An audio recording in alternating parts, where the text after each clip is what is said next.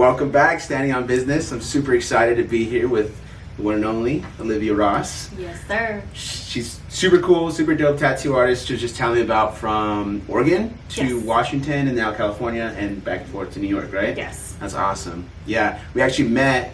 I love telling the story because we met at the mall and it was like early before, I think you were about Wait, to was go this West Covina or was this Ontario?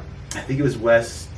No, it was Ontario. Ontario Okay. Mills. Yeah, and you were like, I think you're working for Tilly's or something like that. Or Zoomies. Yeah. She's that Zoomy chick. Like Trevor Wallace. No, I'm just kidding. Yo, you know what's crazy? Trevor Wallace is actually really funny though. He's hilarious. I love him. He made it out of Zoomies. Yeah, that's super dope. But she was actually, I was telling her, I think I was going to the rave. I was going to Hard Summer or something like that. Mm-hmm. Super dope. And I don't even know how you were just like, do you want this edible? And I was like, work? It was like you're outside. It was before work. It was like early mall hours. So That's like Zoomies so wasn't even open. random. Yeah, so funny. See, I'm a nice person. Yeah. I'm a nice person. I'd be giving out my edibles. That's crazy. Yeah. Smoking blunts with people. Yeah. That was the coolest thing. I was like, yeah, take a freaking edible. Like, I'm Fuck, super that's down. big. Yeah, it was, but it did kind of ruin my day. Oh. Like, not like for like the first morning half of the day, because I definitely Was it good? ate it right away, Yeah. and then by like 12, 1 o'clock, I was slumped. Didn't even make it to the rave on time, per se. Who the heck is early to a rave or on time? Yeah, that's what I'm saying. Like, I actually did make it when the sun was still out, so that's kind of the hard part. But no, super excited again. Very talented tattoo artist. I'm sure you can tell all the art, you know. Thank you. She's a walking piece of art. I love that. But tell us about yourself. Tell us a little about you. Well, I've always been an artist. It's not something I planned in the beginning to be. Funny thing is I wanted to be a race car driver before tattooing. I wanted to be like a Formula One Indy race car driver. Nice. That never happened, but you know. Or it's just something I've always done. So I've just been very comfortable. I didn't know what kind of art I wanted to start with. In the beginning, I think I looked into graphic designing. And then I didn't want to work for other people. I know that sounds a little crazy, but like I didn't want to work for people right away. Standing on business right there. I like that. I said standing on business. And I didn't want to have like no face behind you know, the work that I was doing, like the artwork. I wanted people to know my name or to be familiar with, rather than like, let's say you make a Hallmark card as a graphic designer. No one's gonna be like, oh, that was her. Yeah. No, you know. And this is something that also allowed me to travel. And so that's why I ended up choosing tattooing. And it came a little easier, you know, just because I was already doing paintings, murals, and stuff like that. Hell yeah, so. I know. Yeah, definitely. I know you said that you were always an artist. It started with like painting or what? Like. I think my first was pencil. That was always like my thing. And then my favorite now is charcoal. I pop off on charcoal, so I love doing that. And then I was doing acrylic. I tried oil painting. Nice nails, by the way. Holy Thank shit. you. A little chrome heart moment. That's right. That's dope. But yeah, so I started doing that, and then I had art teachers probably by middle school tell me like you should look into going to art school, and but then I didn't want to go back to school. Yeah. Because that's something that I just was never good at. I hear you. Same. So that, and then high school, I actually ended up going to like a lockdown facility. My parents sent me to one of those like kind of like holes. Scared like, straight or what? Oh, really? Shit, yeah. Yeah, wow. In the middle of the desert, like 2 hours from Vegas. Wow. In Utah.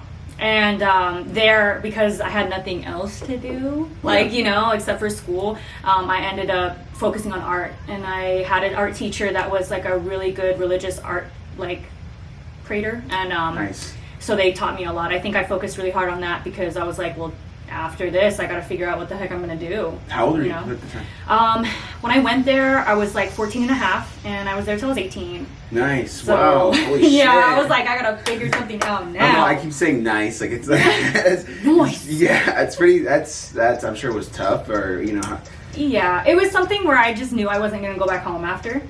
So I was like, well, I wanted to be on my own and do my own thing, so let's do it, you know. And it was cool though. I think I had a lot of discipline, and I definitely, I think if I was outside of that, I don't know necessarily how much drive I would have had to become an artist. I probably would have like just gotten a regular job in the meantime and kind of been into tattooing or tried to get an apprenticeship, but like when I got out of there, it was like I forced myself just right away off the bat, you know, just be like, hey, this is what I'm gonna do, or I'm gonna try this, you know. And it took a minute to get into like a shop I was comfortable with, because I didn't know where to start. I might have not hit something. Sorry, we're just tapping in. We did have a little bit of no audio for a second. I believe I fixed that. Okay. But we will have this episode live on YouTube the next day or so after this. So if you missed what she just said, she was just talking about how she was sent off to boot camp. Pretty 14 much. years old. Yeah. And here we are now. Hopefully, you know, you guys are here to check out Olivia Ross, the one and only professional tattoo artist. You know. Super happy to have you on again. But yeah, that's crazy. You said that you basically already had developed at what point in that like boot camp that you're like, I'm not going back to like, I'm not going back home. I'm not going back home, and I'm not doing fuck shit no more. You know, it's kind of like I was messing around. I was like partying way too much. Wrong people, wrong crowd. Yeah. Easy. Same. Yeah. So shout out Kyle. He's in the chat right now, and we used to party all the time, man.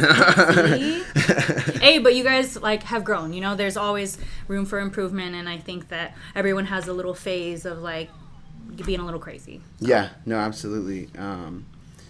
I mean, it's good that you kind of had that moment of like the shift in your reality, I guess, and you could have done. I guess what I like to ask people is, were you set up to go to college? Did you have like a college fund, or did you even have like financial backing to say, hey, you know, at a young age from parents or whatever, to say, hey, you can do whatever you want, just do it, right? And I mean, didn't sound like you went to college. You know, you didn't care to go to college, so. I tried. I did. I got into. They're the Cougars. What the heck? They're from Washington. It's not the Huskies. It's the other one. I'm not good at college. I didn't go to college either, you guys. Oh my God. So. Well, either way, Yeah. I tried it for a summer, and I realized with the amount of partying that was going on at that school and stuff, there was no way I was going to be able to do that. Plus, I had an apartment out there, and it was like maybe 5 minutes from campus, and for students it was free, but they said they didn't accept my exception to live off campus for the first 2 years. And I was like, hey, I'm going to waste money, party, and then what? Because if you think about it, a lot of people that do go to college, they end up switching their degree midway through. They waste all that money, and they pay off all those student loans until their 40s. No, yeah, not for me. And they don't even use the degrees half the time. It's a trap almost. I never really found my way in college either. But I guess my point of that question is like, what did that change, and if not change at all, it really doesn't matter. It's about mindset. It's about you and your mindset and how you decided to take it. Like in the boot camp, I'm calling it boot camp. It was that you went to. You had that shift in mindset to where you're like, well, I'm gonna have to do something after this, and I'm gonna figure it out. And I'm gonna figure it out relatively quick, right? I guess. Yeah. I don't think it would have changed much. I think it would have actually discouraged me if I went to college or finished it. I just already knew what I wanted to do by then, you know, because I already had that mindset at that little boot camp, that I wanted to tattoo. That was something that came easily to me, and I was like, I'd rather do something I enjoyed. You're already drawing. You're already an artist. Like why would I do anything else? You know, maybe a business class here and there. Mm-hmm. Sure. No. But that's something most entrepreneurs nowadays, you literally do it by yourself. You take your own courses, you take seminars, you watch YouTube, you learn from people that are already in the business that you want to be in, you know, and it's a lot of just self-taught things. And I think a lot more people are successful that way, being self-taught or having your own interests and then kind of seeking everything out yourself. It's mindset. It's really mindset. You can have whatever handed to you. Someone can give you the keys to Mercedes of trust fund and say, hey, do whatever you want. And you're more than likely, whatever mindset you have is what's going to determine how you move with that, right? How forward you go with it. And I think one thing I tell people a lot too, or I even had on my old, an episode before, I told these gentlemen that these people with these creative mindsets that are, you know, outward or don't go to college and they're entrepreneur like, they say that these are the type of people they already kind of sought out, or like they're already determined from a young age, from high school or whatever, to outwork the valid Victorian type of person, right? Oh yeah. Not even outwork them, but smart work them. Oh no, you outdo them. Yeah. It's the whole shebang. I remember I went back to my hometown, and I went to the grocery store, like our local grocery store, and like they have like a community board, right? And they had like employee of the month. And tell me why, it was a valedictorian from my school working as the top produce aisle person. And I was like, yeah.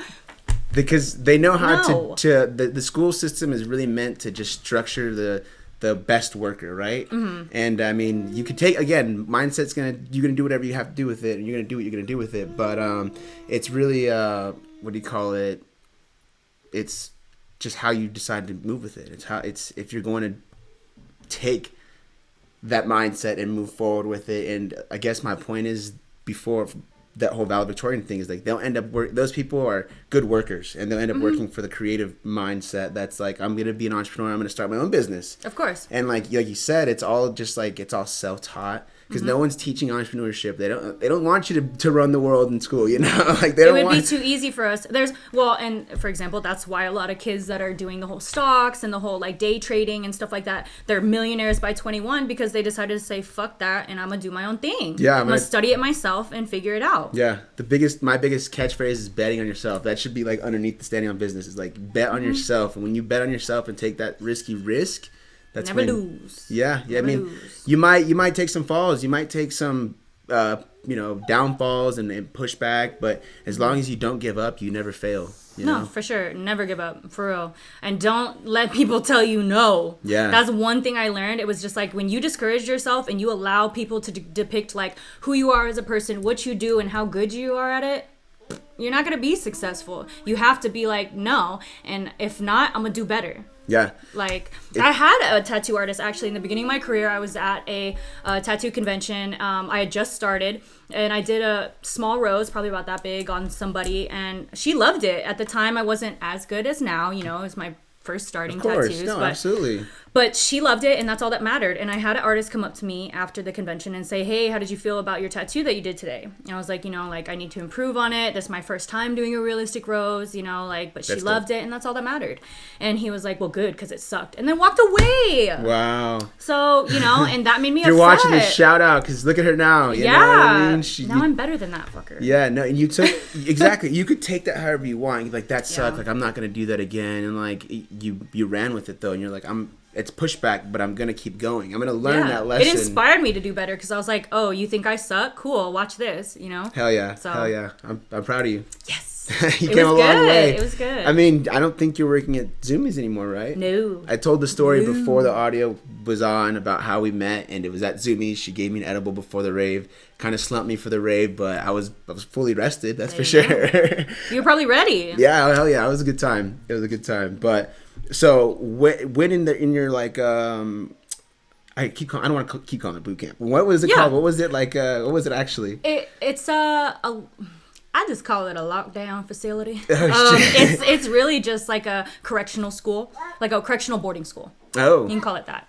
But it is for, some kids are court ordered there, and some kids, their parents, they just kind of don't really want to deal with them, and they want to create structure.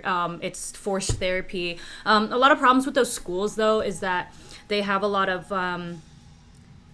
lawsuits. A lot of kids become very suicidal. They kill themselves at the facility or at home when they get their visits. Or there's like weird shit going on between staff and kids. Yeah. So, and the place that I actually went to got shut down for that. And I was like, gonna ask actually. That's pretty like.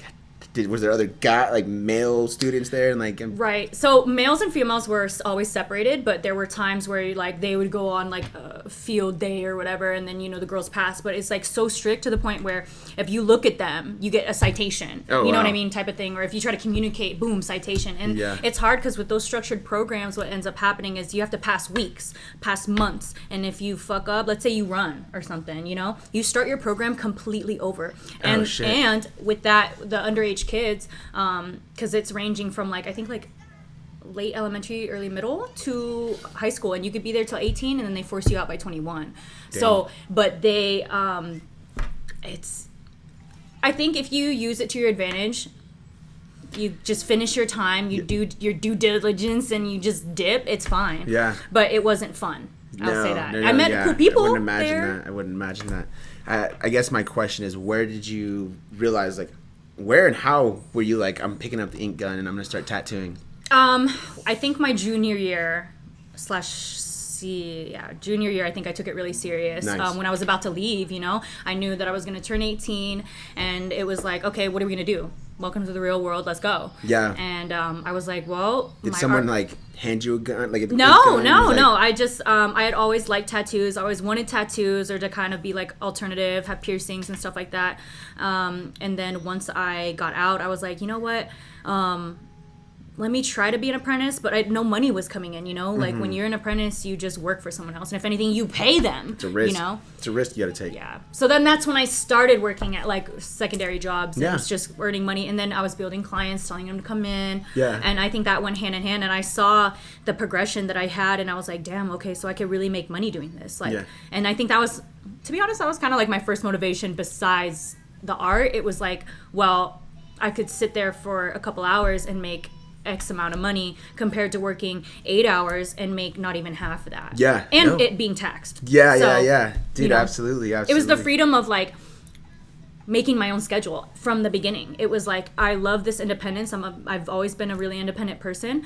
So like with that, it was like, oh, this just goes hand in hand. Like I love this, Yeah, no, that again, it's I can't say it enough. It's mindset. You really, when you take what's going on and roll with it, or roll with the punches, and maybe go a couple, do a couple freebies, then you start to see the potential behind it, and people start noticing you, and you start getting more clientele. You start marketing yourself, and you don't even realize you're marketing yourself. You're just doing what you love. You get engaged, right? That's awesome. And it's something too that you can also like sell your artwork too. Like being an artist is so vast. Like you could be a painter, also be a tattooer. You could draw and do commission work. You could do murals and charge for that. You could paint cars and get charged for that. You could do so much. Yeah, so the possibilities don't end. And then on top of that, boom, you can bring it on into clothing from there. Yeah. So graphic design for other companies and stuff like that. You could literally do anything. This when you're is an artist. like, these are the ideas that the general square working individual might think, like, I'm just gonna stay in this box of like, that's what you're produce. Brainwashed to do. Yeah. But like, if you're like, no, I can actually like turn not just not my drawing and art to tattoos, but I could turn it into so much more. Right. That's awesome. I really admire artistic and like drawing so much, because I personally suck at drawing. I have even the worst like handwriting. It could be taught though. That's the thing. Really? I think anything that you put your mind to, like you said, the mindset is how bad do you want it, and it's the effort that you put into something is what you're gonna get out. It's a cause and effect. It's the Mandela effect. It's it's energy. Everything is energy too. Hell yeah. So. I just think if you care enough about it, you have a passion for it, you love it, run with it, and just don't ever stop, because the only thing you could do is get better. When you invest in yourself, there's no loss. You can only get better. Yeah. And if after 10 years you don't get better, then maybe find something else. But right. I mean, but there's a good chance you're probably gonna excel and you're gonna get better. If you could stick through it for 10 years, you might as well just keep going. Yeah, there's a saying like, you can't really say whether or not you like it. The only way you're gonna know if you like something and you're good at it is if you do it 1,000 times until you decide whether or not. Literally do something 1,000 times and then determine how the outcome of it is coming out. And true. If you're still not good at it, like you said, like then maybe figure something out. Yeah. Try something new. But I just want to give a quick shout out to everybody in the chat. Appreciate you guys for tapping in right now. Olivia Ross is badass. They're calling you badass in the chat right now. So Ross is boss. Come on. That's right. W John, W Kyle, appreciate you for tapping in, guy. And do you have your own business? So I'm working this year on my LLCs. Just because I do so much, it's kind of hard to figure out, okay, do I want this LLC, this one, or do I want one name to kind of do everything? Inked Up Mala LLC. It's hard. I don't know if I want to go with that though, because it's hard with people. Well, one, I'm Chinese, so the name kind of is a little off for some people. Mala, because they're like, where the fuck did you get Mala from? Yeah. But so it's fun. I like it a lot. No, that's awesome. So how does that typically, do you work for a shop or do you? So on the shop thing, y'all are weird at shops. Let me tell you all that. Because again, and then being a female at a shop. Okay. I like to work at shops when the environment is healthy, proactive, and productive. Yeah.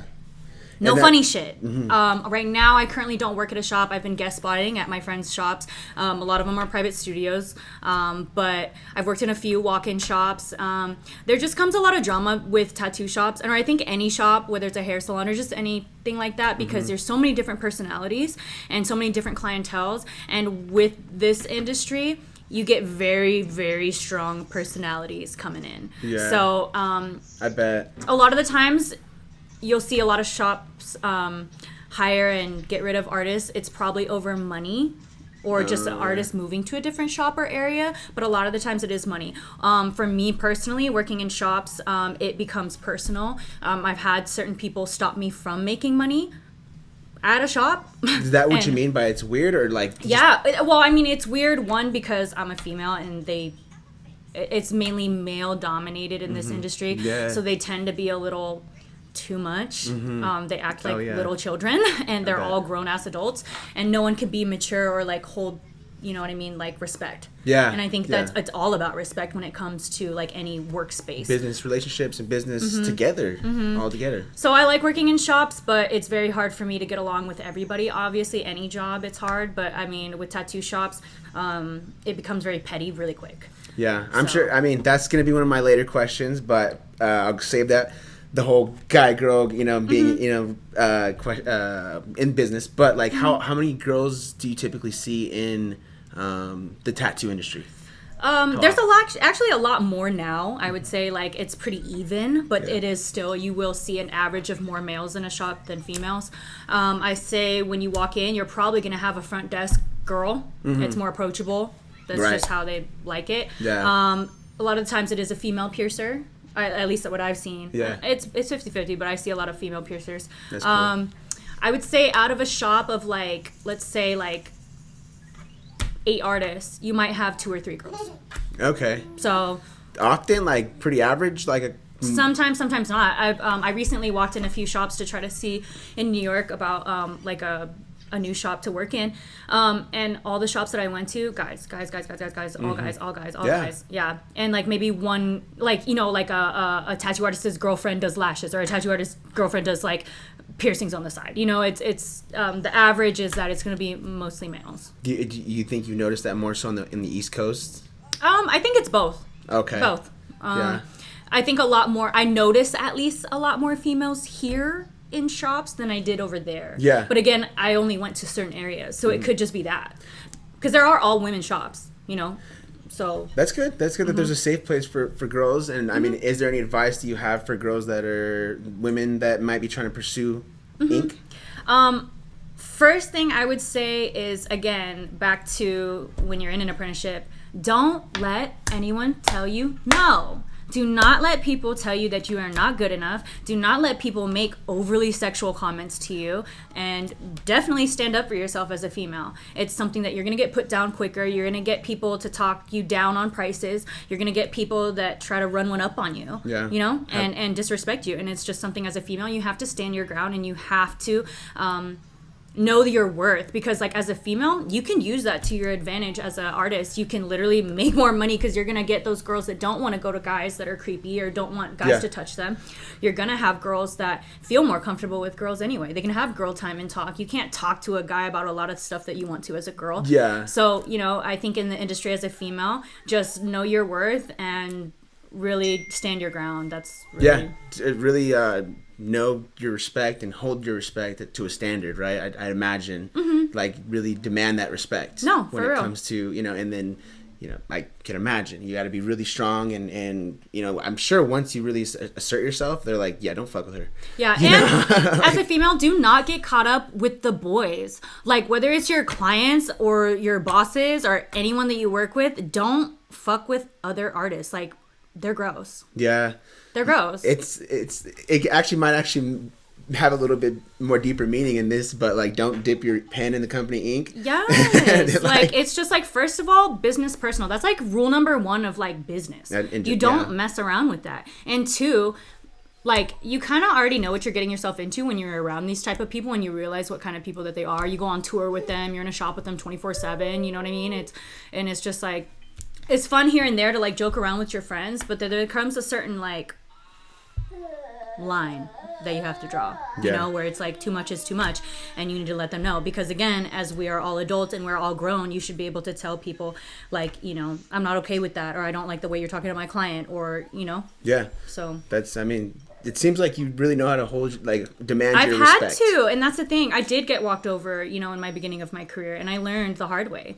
I was very naive, and I was coming from another state too. So that's another thing. When you move different states or different shops, they're gonna know you're new, and it's kind of like a new school. You're gonna get picked on. You're the new kid. Yeah, you know. So they're gonna test your buttons and see like what you're gonna deal with. Definitely. So. No, I imagine you being holding yourself and demanding that respect, showing that you're tough, right?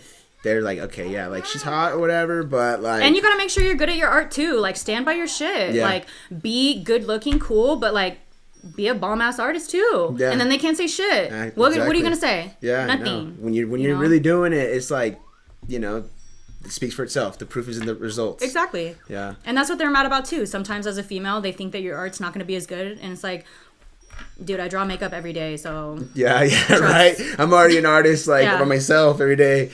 What, so you don't work for a shop, and you're kind of just doing a solo thing, or how does that work for artists? I've been working solo for a minute. I think the last time I did a convention, gosh, it would have been pre-COVID.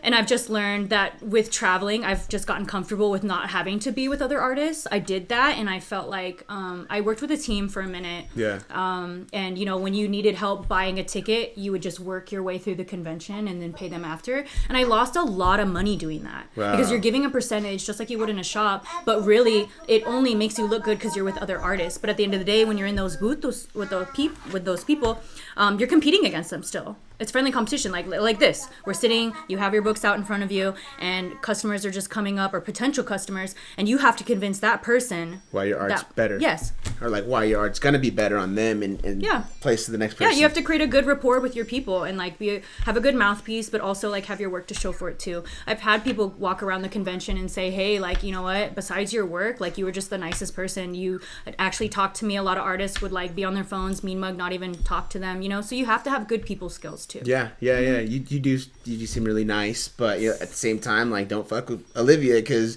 she's a mom too. So yeah. Hi.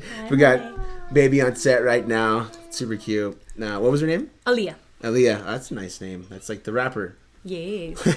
Yes. But no, it's tough, I'm sure. You do, like, you got to look like LA Ink or something, you know? I know. You know what's crazy? When I went out to New York, people were telling me, if you're looking for a shop, go to Black Ink Crew.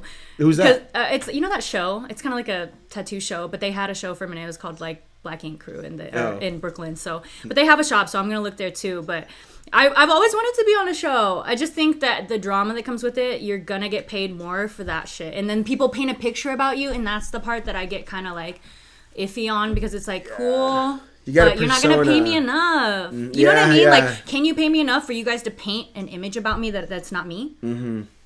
No, because then that's your reputation, and people all over the world are gonna see it. So when they see you, that's all they're gonna see, or they're gonna have an opinion on you. And like, who knows? Like, famous people get it all the time. Like, you're an asshole, or and comedians, they're joking clearly, but people still come at them. You know, when you're in a public eye, I just think it's best to be an individual and like an independent artist. Do your thing, and if you find your people, you find your people. Start your own shop, get your own shit going. But for now, I'm just kind of going solo. Yeah, that's cool. No, I'm proud of you. Like I said, I can't say it enough. Huh? Yeah. But definitely, if you like for me on the podcast, I sometimes get nervous about what I'm gonna say, or how I'm gonna sound and how I'm gonna look. I don't know. I hate the way I look on camera. I hope you guys don't hate it as much as I do.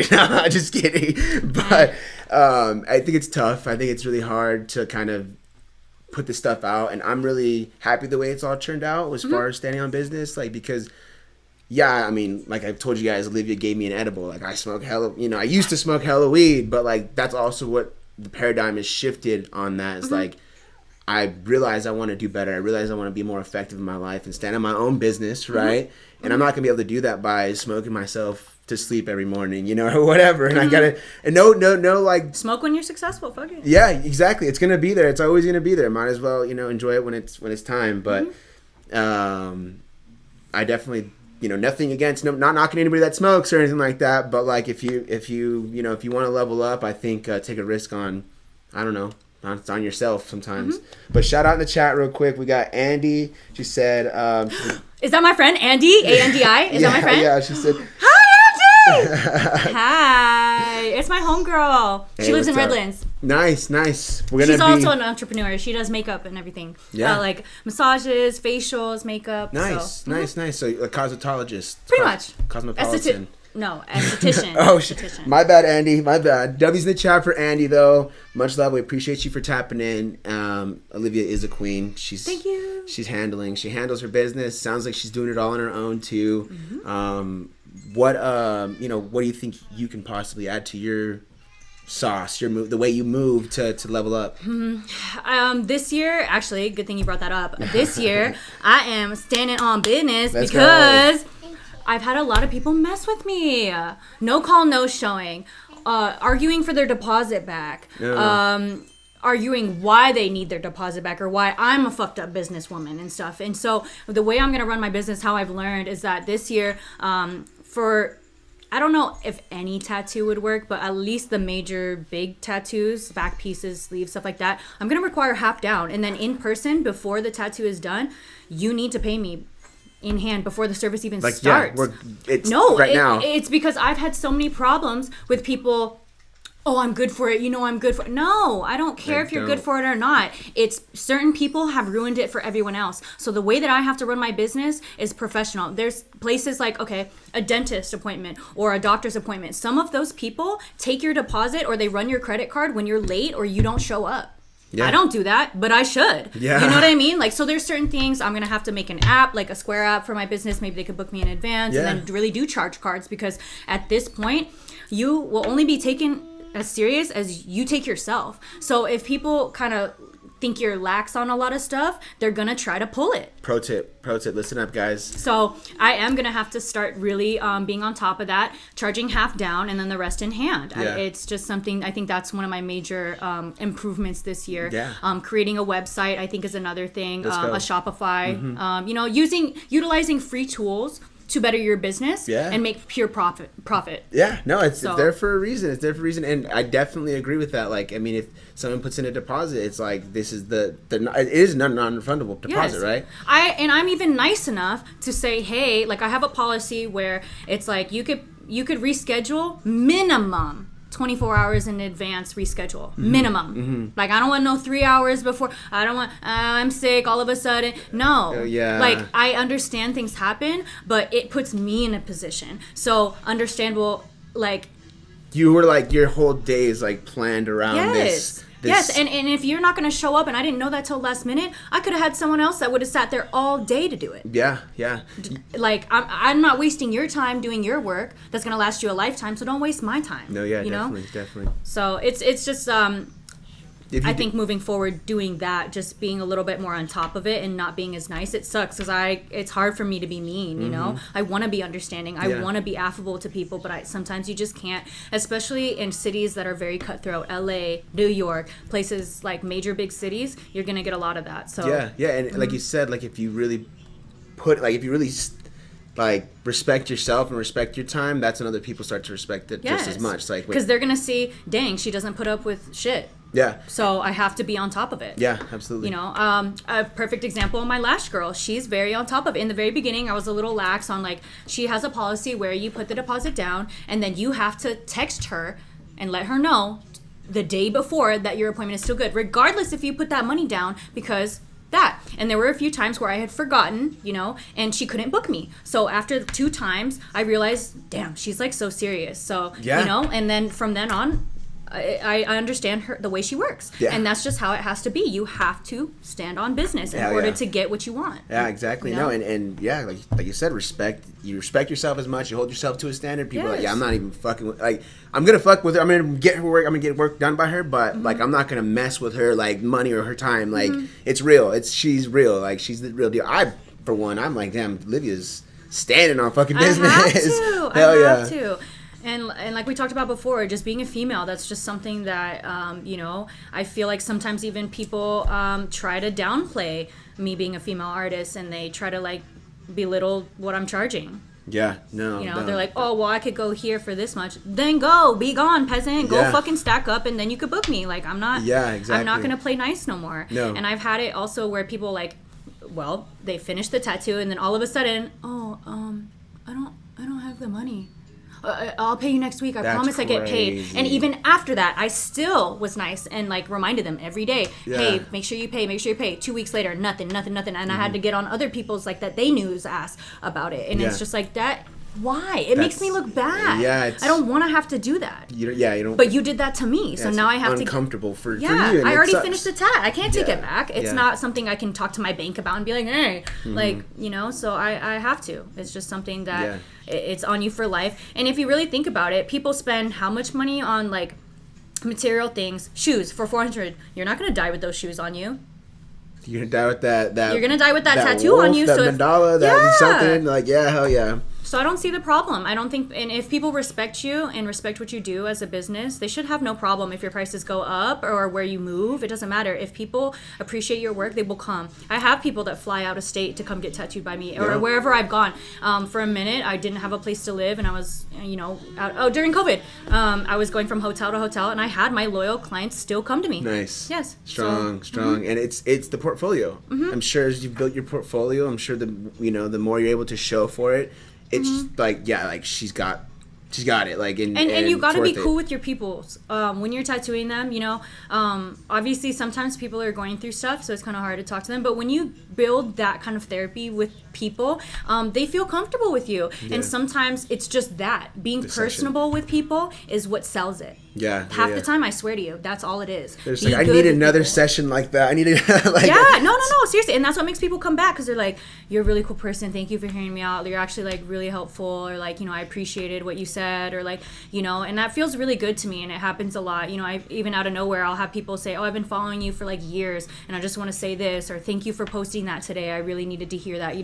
So it's a balance of everything. You got charisma, you got the it factor for sure. Olivia, your boss. We have another shout out in the chat. Giovanni, he said that wow, she tatted me before, she's the best. W's in the chat. Is that Giovanni. my boyfriend? Awesome. Yeah. Giovanni. W's in the chat. I love that. Daddy. Nice. No, and like, I'm sure you're able to show off the tattoos that you've done, and that people are on the, because people flex on the gram all the time with their new tattoos. Oh. Like, yeah. Oh, like when you get your first tat and just every picture is just like. The subtle, like, yeah. Oh, I'm just, exactly, yeah. Yeah, hell yeah. But it's fun. But that means that they love it, and that's the best part. I don't care. Flex your shit. Testimony. Show my shit off. Get me more tattoos. Yeah, hell yeah. And I want people to rock it because I want to empower people. Yeah. I want people to feel stronger when they get a tattoo, because I want them to feel like I accomplished something, whether that's something that they got it because they had to overcome a pain or something in their life. It makes them feel better. Like, let's say, for example, someone has a scar they want to cover, or like a tattoo they don't want anymore and they want to cover it. Stuff like that. I want people to feel good about themselves. It's trying to find a better way to say it, but for a lack of better words, it helps. My bad.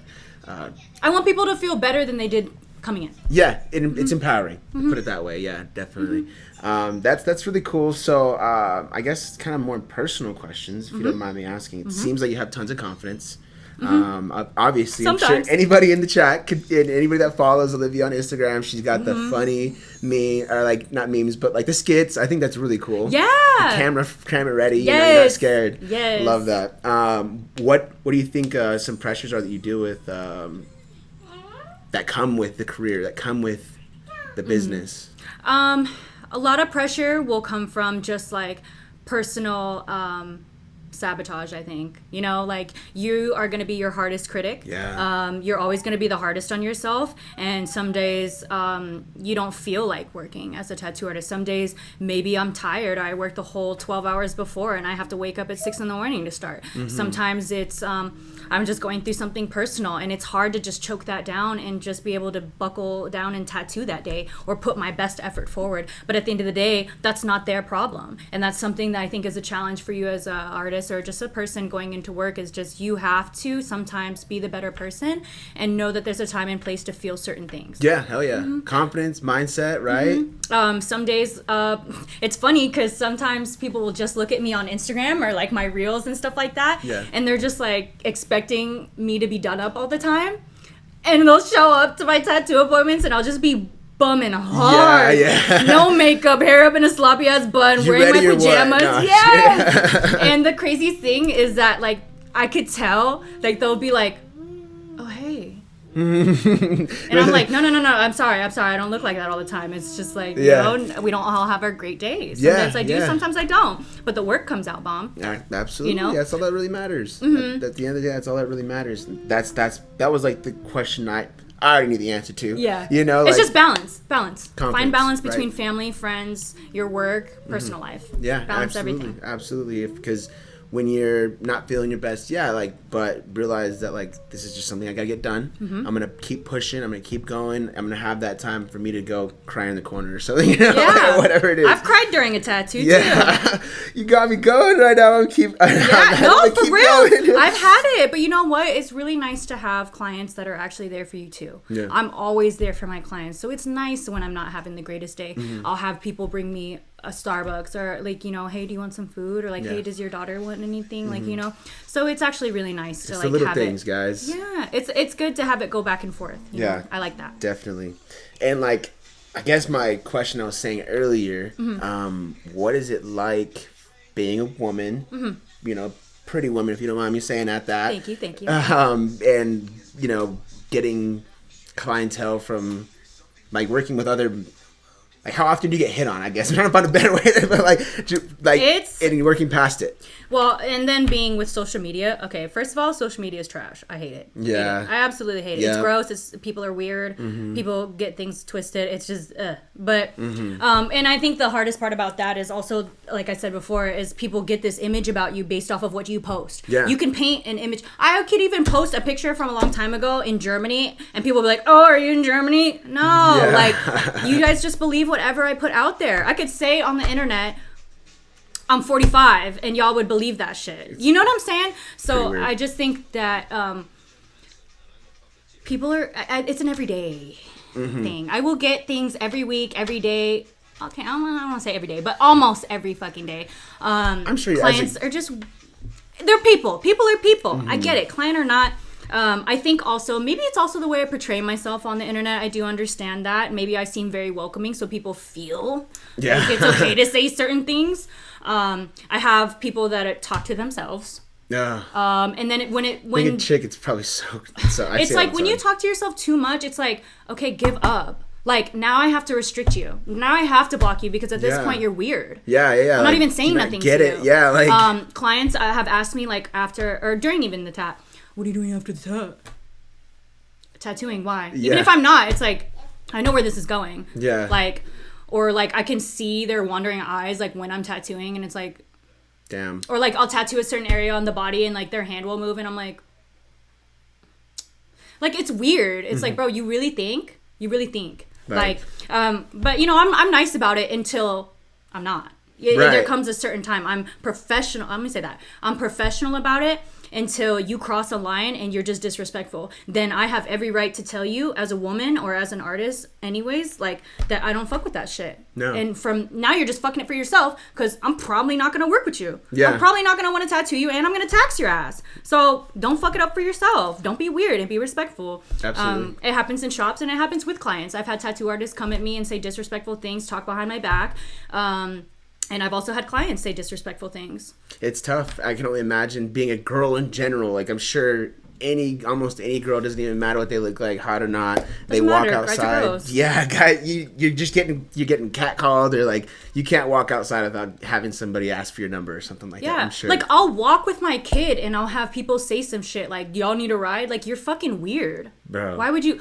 First of all, stranger danger. 2, I'm with my kid. That makes you even weirder. Yeah, like where, like what? Like, yeah, no, definitely. Oh my God, I can't believe. Like, sometimes I can't believe the male population. Or like, even worse, I'll have people bring the girl that they're talking to, and then like on another session come by themselves, and then I'll be like, "Oh, how's your girl doing?" starting a conversation, and then they'll start talking shit about them. Oh, that's not my girl. Like, yes. Don't worry about her. And it's like, bro, you guys are weird. Like, what? Like, how are you gonna bring your girl to me, ask her, say, like, she could do your lashes, she could do your work, and then you go behind her back and you just pull some weird shit, then you try to hit on me after that appointment. It's like, bro, you're weird. It's hard. I don't know. Do you are you single, or you have? No, that was my boyfriend in the comments. Oh shit! My bad. I like that. Well, shout out Giovanni. You got a boss lady for a girlfriend. But I mean, what is like in your profession as a traveling entrepreneur? What is your like ideal guy? I mean, I know it's kind of weird. Like no, it's good.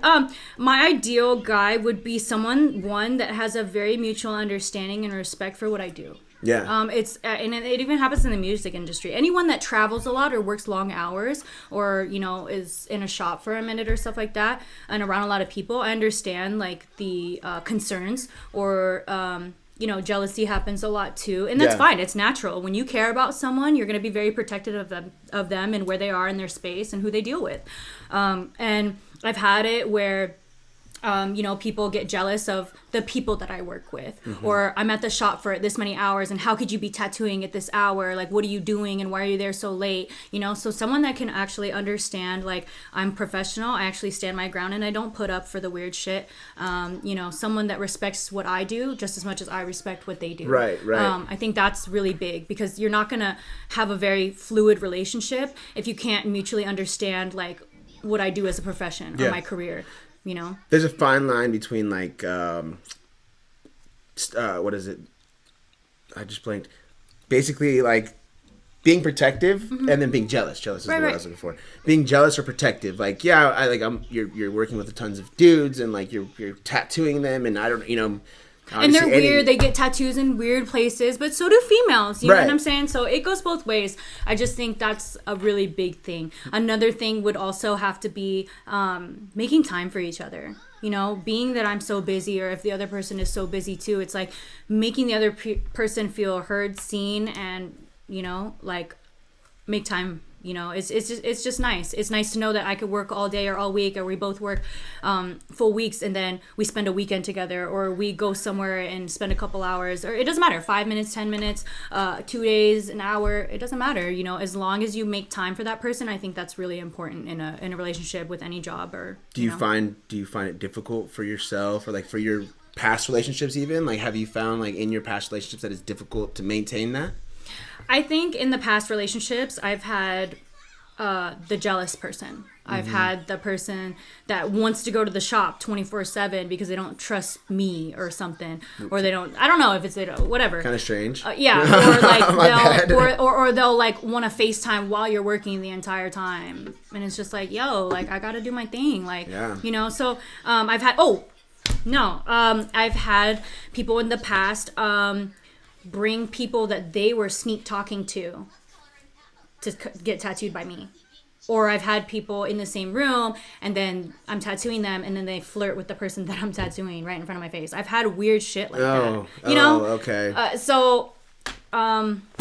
It's I just think that you have to understand when you get with someone, everything. You have to put everything on the table, and like what you're getting yourself into, because if you have problems after that, then I don't understand why you got with that person, knowing what they do for a living. Yeah. If you're not okay with it, then why would you even in the beginning go for it if you're not going to be comfortable with it? I think as we grow a little bit, I think you're about my age, right? 29. Yeah. I think we get a little bit older, kind of step away from that, or like we're kind of growing out of that, and the people that we interact with are growing out of that, like I don't know, jealousy, or even like the maybe not so much the jealousy. Because there's like weird people. They'll be immature all the way up until 50s, 60s. Well, even like just the confidence too. It's like as you get a little bit older, you start to realize like I'm actually busy myself, and I think that's another key, I guess, pieces of advice, if I may. Right. Finding someone that's just as busy as you are, right? That way it's like, I trust her, she's doing her thing. I trust him, he's doing his thing. They're busy. They're probably two different states or whatever it may be. But she's handling, I'm handling. and I know she's gonna call me when she's done, type thing or whatever. And building that relationship that's obviously or just establishing that relationship where you like, especially long distance, you tell that person out of respect and just like because you care about them, hey, I'm stepping out the house for a second, I'm going here, or hey, like I'm tattooing, I'll be done in a couple hours, like hey, I'm gonna be working late, I'm on my way, or the Uber just got here. Just be mindful of how that other person may feel, regardless if it's jealousy or not. Just out of mutual respect, let them know what you're doing, especially if you're long distance, because a little bit goes a long way. It's totally a confidence thing too, I feel like. And I know for a woman it's like you got, I can imagine every day people hitting you up or whatever. You got tons of confidence. Or just even weird, like, trying to get tattooed, but then they want to ask about weird placements, or just, like, being just immature right off the bat. But I think, like, with experience, I just know when it's coming. I already know, like, right off the bat, like, what they're going to say and, like, what they're getting at. But I play dumb until they just look stupid. Yeah, you know? yeah. Because then it's just like, bro, now I've just screenshotted every single one of your dumbass, like,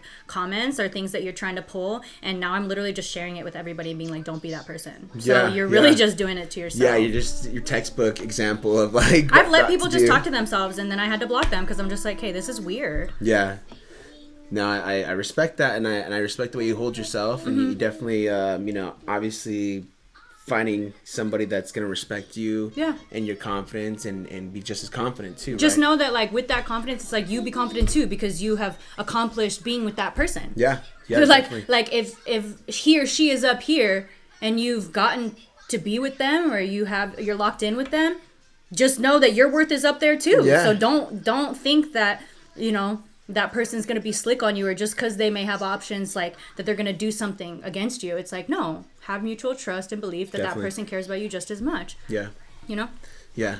No, and it's about obviously establishing other parts of relationship, but it's not the Standing on Relationship podcast. So we won't go too deep into how to, you know, operate a healthy relationship, but there are some other episodes that we've talked about.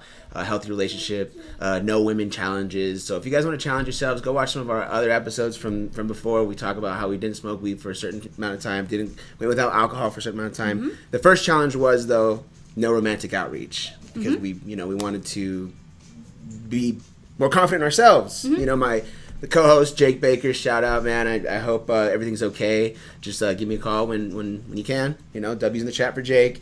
But we talk about how, you know, dude, we don't want to be just chasing any old thing. You know what I mean? Right. We want to be, and we don't want to be like the bottom of the barrel either. Like, we do actually end up talking to someone that's worthwhile. It's not like we're like, oh, he just, like, anybody can get that, you know, anybody can touch that guy, because, you know, he just talks to whoever, you know. So we went on that little challenge. But my next question I wanted to ask, what would you, how do you look to inspire others? How do I look to inspire others? One, entrepreneur, like, tattoo, like, being myself. I think being myself is inspiring to others, regardless of what I'm doing, whether it's lashing, tooth gemming, teeth whitening, tattoos, and whatever else I may do. I think being myself and unapologetically myself is something that inspires a lot of people, and yourself. That should inspire yourself to be yourself, because you're not afraid to be that. And I think that's a big challenge, is a lot of people are like, oh, I want to be like that artist, or I want to be like that actor, or I want to, like, I love the way that they act, so I'm just going to imitate. And it's like, no, like, be yourself, because that's what people are looking for. Originality. I'm going to do something really quick. Just to set back the recording, give us the same quality. But I like that, and honestly, like, the whole social, like, and I keep referring to your, like, posts and stuff. Yeah. Don't be afraid to be yourself. Be silly. Have fun. People love that. They want someone they can relate to. Yeah. And if you're serious all the time, they're gonna be like, oh, like, they're just so serious, and I'm not gonna talk to them. Like, maybe I don't want to. They're gonna be afraid to ask you things. Yeah. And that's the other thing. They're gonna be afraid to ask you, like, hey, do you have time for this? Or hey, like, do you think that maybe it's like they're not gonna ask if you're not welcoming. You know. Yeah. So being yourself, being fun, being silly, and not being afraid to try new things. Not being afraid to step out of your comfort zone and try a different style of tattooing, or maybe, like, this year I want to try to do nails. You know, trying different things to grab a different group of people. And never stop learning. Yeah. I think even if you think you're at a certain point, like in tattooing, there's always someone better and there's always someone worse. So study other people that you look up to. try new things. There's always room for improvement. There's always room for improvement. And that is inspiring for others because they're like, dang, she does this, and now she's going to do this. What's next? And that's what keeps people in tune with you. And they're like, okay, I want to see where she goes. Or that's why I have those people that message me out of nowhere and say, hey, I've been following you for a minute and I'm just so proud of you to see your growth and where you've come as a person and as an artist. Yeah. So I think that is inspiring. I think since I first met you, you probably have like 100 more tattoos than maybe. Yeah, that's cool. No, you've definitely leveled up in so many ways, Olivia. I love to see it, and no, it's definitely, again, confidence, mindset, and I actually think I can learn a thing or two from you because I do kind of talk, not like myself on the show. I'm not gonna lie. Sometimes I feel like I'm being a little too like uptight, kind of, and I'm like I'm saying freaking when I really want to say fucking, you know? It's like, no, and like, it just happens sometimes. But like, I mean, when people look behind me, they see like this trippy skateboard with like a mushroom up there. They're like,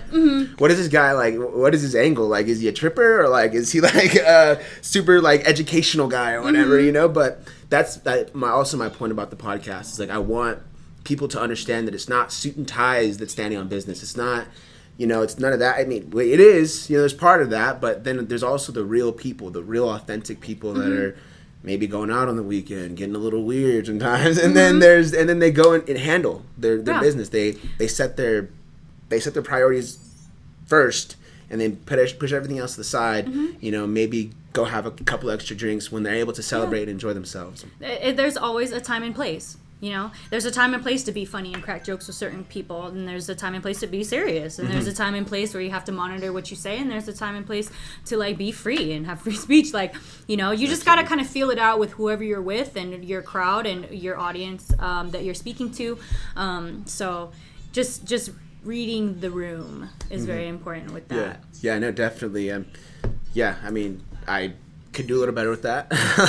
And I think through the episodes and everything we've done on the podcast, I've kind of realized like I need to be more myself. Yeah. You know, and it's that's what people are tuning in for. Yeah, yeah. It's for fun, you know, and I hope that my fun side can come out so that way when the real stuff and the real informational and like lessons that could be learned for everybody, you know, society as a whole can like be like, dude, like I fuck with that, you know, like he's funny, he's cool or whatever, like, and all that stuff, and then boom, smacks with some like reality, like, you know. So you know, I really do appreciate everybody in the chat right now. One more shout out, W's in the chat for all of you guys. If you guys don't already know, this is Olivia Ross, the tattooing queen, one and only, super funny personality on the internet. Thank you. Hope to have you back sometime. Of course. Highlights of the show, mindset. Big one. You know, you got to bet on yourself. You're going to have a lot of struggles, a lot of things pushing against you.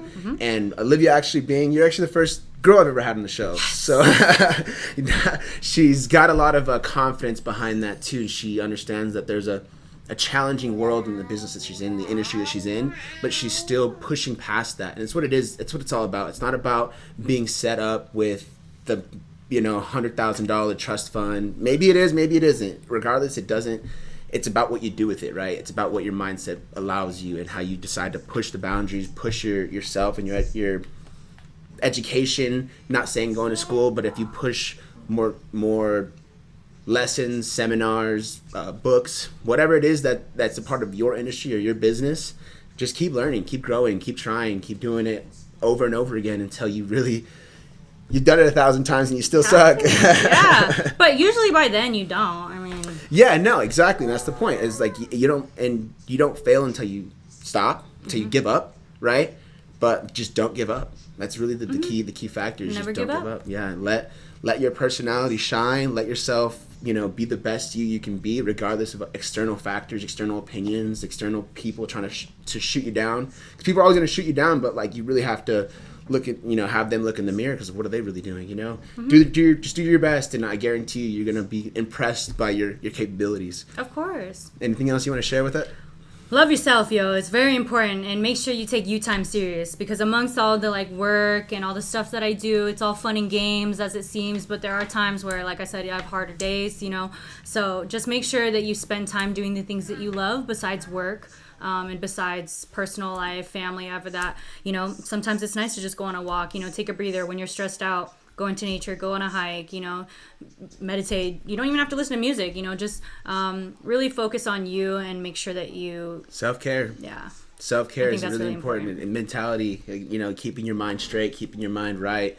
You know, it's scary because there's a lot of stuff that's just being put in front of you with the social media and like the internet and stuff like that. But there's a lot of like behind the scenes that people don't actually talk about, like the work, the actual work of doing it. You know, everyone wants to be this and that until it comes to work, until it comes to doing the job, right? Of course. It's super scary. I, for one, am scared of what the outcome's going to be, but that's what makes it more fun. That's what makes it more exciting. Like a roller coaster, right? Yeah. and just don't be afraid. Yeah. Don't be afraid to like do your best, and even if it's not your best today, there's tomorrow. Yeah. And always, I think, like, live it to the fullest. A lot of people take that like out of context, but like really do live your life to the fullest, because tomorrow isn't promised. Next year isn't promised. You don't know what can happen in between today, tomorrow, a week, 365, you know? So definitely make sure every day counts and every moment counts, because it does. Definitely. It's the excitement that keeps us going. Like, even if you are scared, you're going to be scared to jump on that roller coaster, but when you get off, it's going to be a lot of fun. You're going to say how much fun you had. You're going to do it again. Yeah, definitely. Well, that's all I have for you guys. I really appreciate you guys. Follow Olivia if you aren't already on Instagram. I'm going to put her links in the description below. Also, follow the High Fuse team. We're going to be DJing. Every weekend is just about set and locked in for the next few months. But if you guys want to book us for one of your shows, we do weddings. We do quinceañeras. Nice, there you go. We're getting into the clubs. That's really what we love. You know, we love doing like the EDM scene. So host your guys' own show. Rent out up your space and do that shit. That's the idea. We actually just opened our LLC. So shout out High Fuse. We're doing our thing with the LLC. We're building this brand as much as we can from the bottom up, and we're gonna keep going. So if you guys want to check us out, follow us on highfuse_entertainment on Instagram. We're gonna have a lot of content for you guys. I'll put the link in the description, and I'll also put the link for the rest of our Instagram content. A lot of short form content's gonna come from this episode. Olivia's such a character. Yay! I'm glad. Definitely, I'm super excited again to have had you. Until next time, guys, keep standing on business. Peace.